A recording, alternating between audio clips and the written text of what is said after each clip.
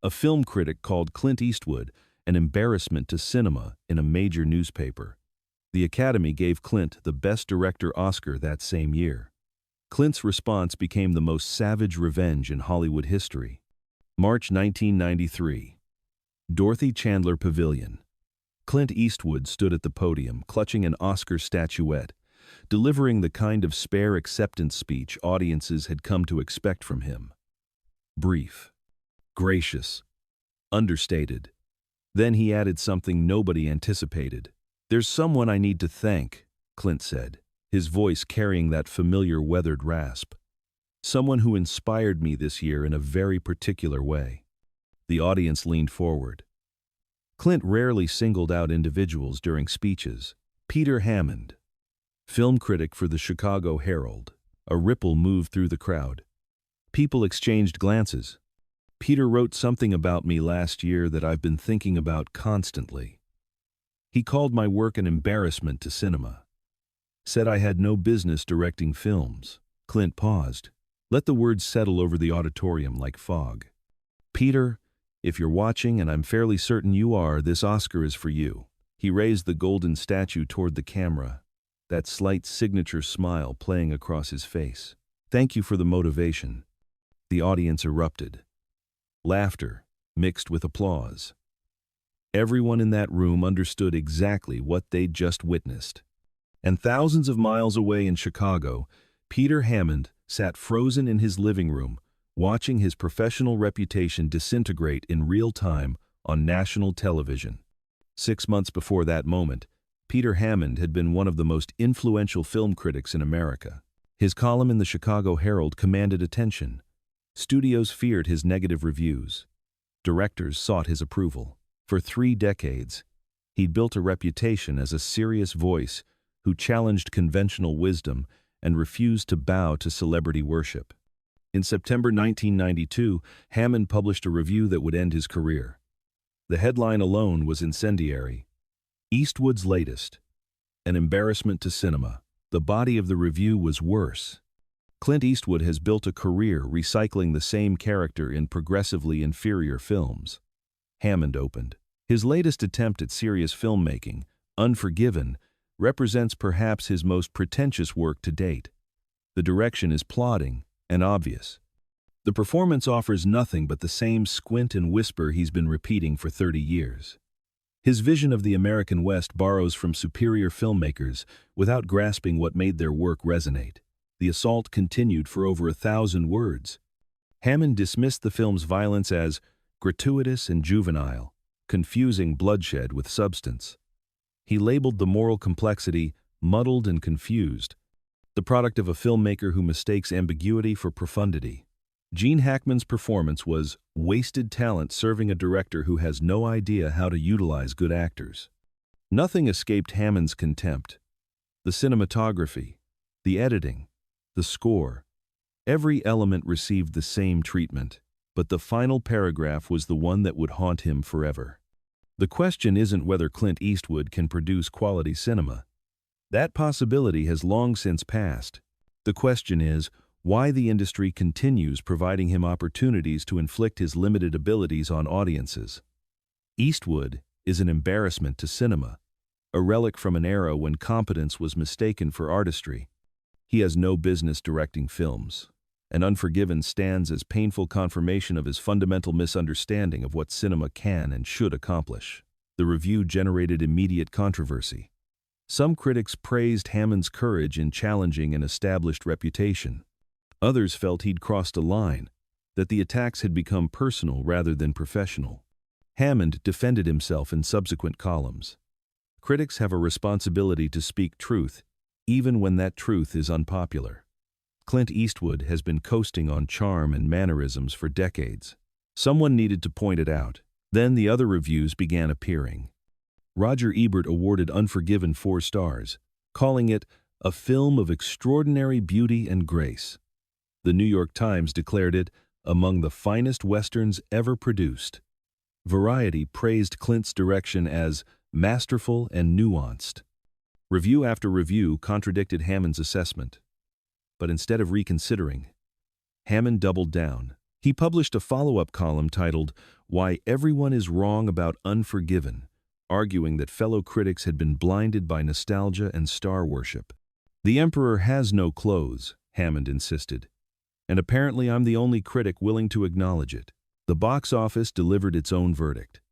Unforgiven became a massive success, eventually grossing $159 million worldwide. Audiences embraced everything Hammond had rejected: the moral complexity, the unglamorous violence, the refusal to provide easy answers. December 1992 brought Oscar speculation. Unforgiven appeared on virtually every year-end best list. Every list except Hammond's. He published a column expressing dismay that the Academy was even considering the film for nominations. If Unforgiven receives major Oscar recognition, it will confirm that the Academy has abandoned any meaningful standards of cinematic achievement. This represents political correctness gone mad, praising Eastwood because he's an industry elder statesman, not because he's produced quality work. February 1993. The nominations were announced. Unforgiven received 9, including Best Picture and Best Director. Hammond responded with a column titled, "The Academy's Embarrassing Error." That the Academy has nominated this mediocre effort 9 times reveals everything wrong with contemporary American cinema. Clint Eastwood's direction deserves no recognition whatsoever. The nomination itself is an embarrassment. Industry insiders began distancing themselves from Hammond. His criticism had evolved from professional disagreement into something resembling personal vendetta. Fellow critics quietly backed away from his positions. The Chicago Herald's editors fielded complaints, but Hammond had committed himself. He'd staked his reputation on being correct about Unforgiven. Backing down would make him appear foolish, so he kept attacking. In the weeks preceding the ceremony, Hammond wrote multiple columns predicting Unforgiven would lose every major category. He analyzed why the Academy would recognize their mistake. He devoted an entire essay to explaining why Clint Eastwood specifically couldn't win Best Director. "Eastwood's direction is technically adequate at best," Hammond wrote in his final pre-Oscar column. "The Academy has never rewarded mediocrity with this honor, and they won't begin now. Eastwood will lose Best Director, and everyone who genuinely understands cinema will breathe easier." Then came Oscar night. March 29th, 1993. The evening that would reshape everything. Gene Hackman won Best Supporting Actor for Unforgiven. Hammond, watching from his Chicago living room, assured himself this meant nothing. Hackman was a tremendous actor who'd elevated weak material. One win proved nothing. Joel Cox won Best Film Editing for Unforgiven. Hammond frowned but told himself technical awards carried little significance. They were distributed early for a reason. They weren't the important categories. Then came Best Director. The moment Hammond had been dreading, while simultaneously denying its possibility. And the Oscar goes to Clint Eastwood. Unforgiven. Hammond sat paralyzed as Clint walked to the stage, accepted the statuette, delivered his speech. The speech that concluded with Clint thanking Hammond by name, thanking him for calling him an embarrassment to cinema, thanking him for the motivation. Hammond's phone began ringing immediately. Colleagues calling in disbelief. Fellow critics wanting reactions. His editor demanding explanations. All of them had watched Clint Eastwood publicly humiliate Peter Hammond before 1 billion viewers worldwide. But Clint wasn't finished. 10 minutes later, Unforgiven won Best Picture, Clint's second Oscar of the evening. In his acceptance speech for that award, he added, "This is for everyone who was told they weren't good enough, weren't talented enough, weren't worthy of the opportunity." Sometimes the best response to criticism is proving the critics wrong. Everyone in the industry understood the reference. The following morning, Hammond woke to discover he'd become a national punchline. Talk shows replayed Clint's speech, while hosts laughed about the critic who'd labeled the Best Picture and Best Director winner an embarrassment to cinema. Entertainment journalists published articles about Hammond's spectacular misjudgment, but the true devastation arrived 3 days later. A package appeared at Hammond's office at the Chicago Herald. Inside was a professional photograph, an 8x10 glossy print showing Clint Eastwood holding both his Oscars, one in each hand, wearing that slight smile. The smile that communicated everything without words. The smile of someone who'd been called an embarrassment and had just proved otherwise in the most public fashion imaginable. At the bottom of the photograph, Clint had written in silver marker, "For Peter, thanks for the motivation. Still embarrassing cinema, Clint Eastwood." The inscription was flawless. Not angry, not bitter. Simply acknowledging Hammond's words while holding 2 Academy Awards that proved those words catastrophically mistaken. And Clint had distributed copies of that signed photograph to every major film critic in America. Over 200 copies. And to every significant entertainment publication. And had arranged for a framed version to be displayed in the lobby of the Academy of Motion Picture Arts and Sciences building, where industry professionals would encounter it daily. The message required no explanation. Clint Eastwood had won. Peter Hammond had lost. And everyone in Hollywood would know it permanently. The photograph achieved legendary status almost immediately.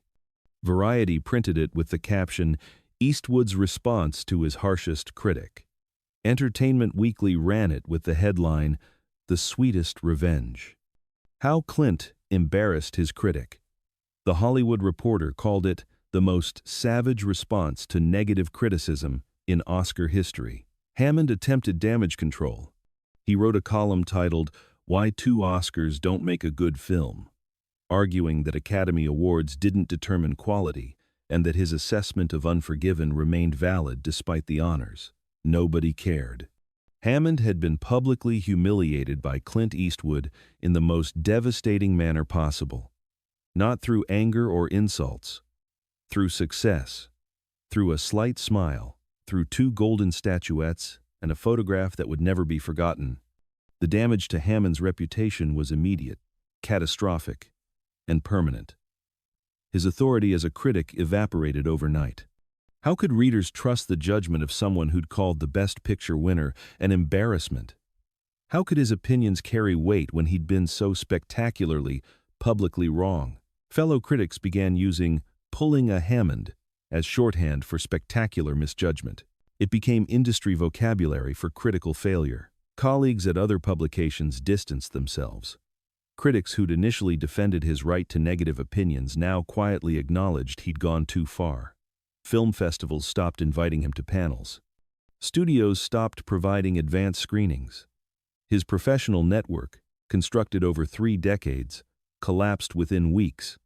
The Chicago Herald, deeply embarrassed by the association with such public humiliation, quietly reassigned Hammond to a less prominent position within 6 months. His column moved from the main arts section to a back page few readers noticed. His reviews were no longer featured or promoted. His influence, once considerable, vanished entirely. By 1995, Hammond had departed the Chicago Herald completely. He attempted freelancing for smaller publications, but his name had become synonymous with bad judgment. Editors didn't want the critic who'd been humiliated by Clint Eastwood. Hammond tried a comeback in 2000 with a book titled "Against the Current: Why Popular Opinion is Usually Wrong About Movies." The book sold fewer than 5,000 copies. Reviewers couldn't resist mentioning his Unforgiven disaster. Meanwhile, Clint's career continued ascending. He directed and produced dozens more acclaimed films. He won another Best Director Oscar for Million Dollar Baby in 2005. That signed photograph of him holding his 2 Unforgiven Oscars became one of the most famous images in Academy Awards history. Film schools began using Hammond's review as a cautionary example of how critics can be spectacularly wrong. The review was taught alongside other legendary critical misjudgments: the initial dismissals of Citizen Kane, the early rejections of The Wizard of Oz. In 2012, during a career retrospective interview, Clint was asked about the Hammond incident. His response was characteristically brief. "Critics have jobs to do. They should do them honestly." But when someone moves from criticism into personal attack, when they declare that someone has no business doing what they love, sometimes you have to respond. I let the work speak first. Then I let the Oscars speak. Then I sent the photograph. It said everything that needed saying, the interviewer pressed.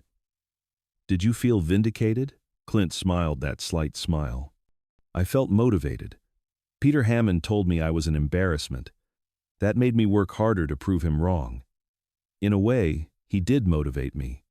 Just not the way he intended. Hammond, by then largely forgotten, watched that interview from his apartment. He'd spent 2 decades being remembered not for his long career, not for his other reviews, but for being spectacularly wrong about one film and then being publicly humiliated by its director at the Oscars.